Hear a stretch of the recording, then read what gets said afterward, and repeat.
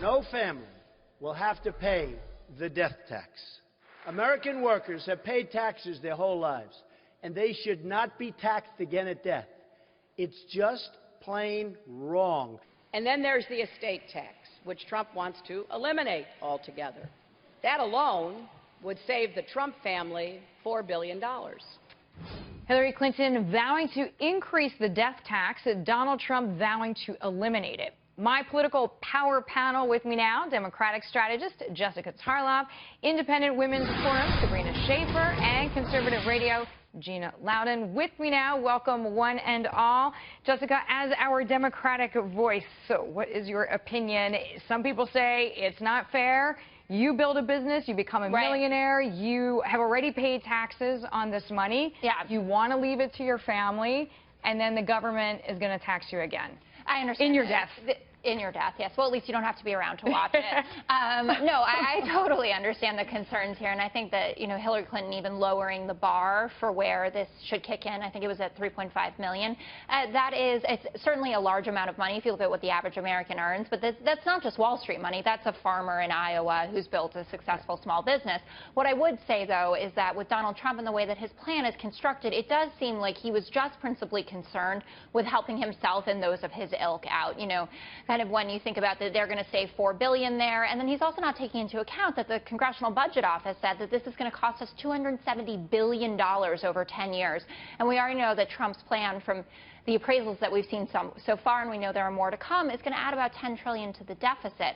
So it's complicated here. I understand the theory, but again, Trump's always looking out for Trump, and that's my problem here. So, Gina, what about this idea that no one in this country, and I'm more or less paraphrasing Democratic Senator Elizabeth Warren, no one in this country who has gotten rich on their own, the essence of if you build something here, somehow the government, you owe the government something for being able to build something here.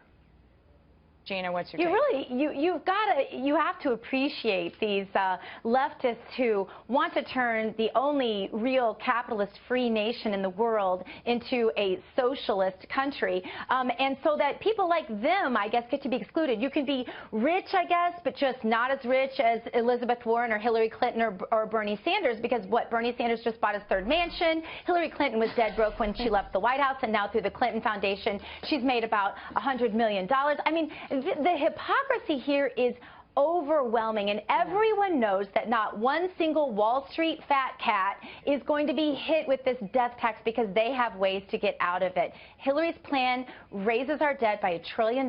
This is a big problem. By $1 trillion? Let's talk about how much Donald Trump is raising your debt. That's what I find so interesting. You want to rail about what she's doing. Talk about what he's doing, Gina. Be fair.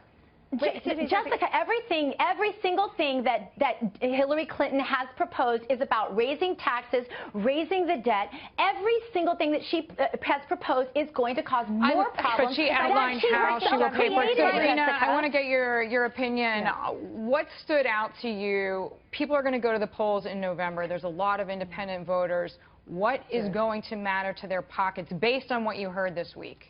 Yeah, I'm not always a huge fan of Donald Trump's, but this is one time where he was right on with his message. The fact is the estate tax affects a very small number of Americans, but people are overwhelmingly opposed to it. In fact, in 2015, Fox News did a poll, and 71% of Americans were opposed to raising the death tax. The following year, another 54% said it should not go higher. People see this as unfair, and that's what it comes down to, is perceptions of fairness and the perception that you have an equal opportunity to achieve that success that Donald Trump has reached and that many others in America have. And so this is all about not the dollars and cents so much as people figuring out, will I have an opportunity to build something? Should I be investing and saving? And will I be able to contribute to the sort of economic growth of this country?